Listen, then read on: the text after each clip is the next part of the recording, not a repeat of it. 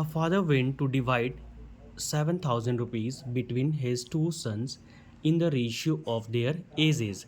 If the younger son is 7 years old and the elder one is 3 years older than the younger one, find the share of each. हम लोग को क्या करना है, सबसे पहले हम लोग को इसको रेशियो में कन्वर्ट करना है। रेशियो में कन्वर्ट करने के लिए ध्यान से देखना, पहले हम लोग को एज निकालना होगा। तो यहाँ पे क्या लिखेंगे, age of younger son. Age of younger son कितना है, 7 है।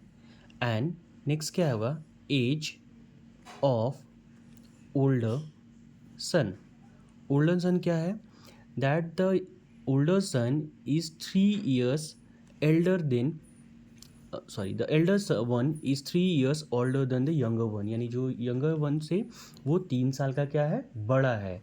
तो अगर यंगर वन 7 साल का है तो ओल्डर वन कितने साल का हो जाएगा, 10 साल का। क्यों, क्योंकि वो लिखा हुआ है साफ साफ कि the elder one is 3 years older than the younger one. Age दोनों का क्या हो गया, 7 और एक का एज क्या हो गया, 10।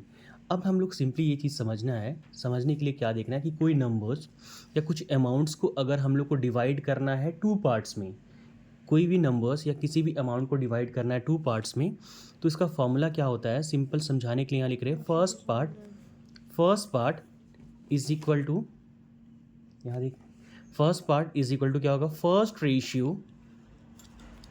Ratio by sum of ratio, यहाँ देखो, सम ऑफ रेशियो इनटू क्या हो जाएगा, सम ऑफ इनटू क्या हो जाएगा, वैल्यू क्या है, जो यहाँ पे 7,000 अमाउंट है, क्वेश्चन के अकॉर्डिंग ये चेंज होगा, इज इक्वल टू वैल्यू।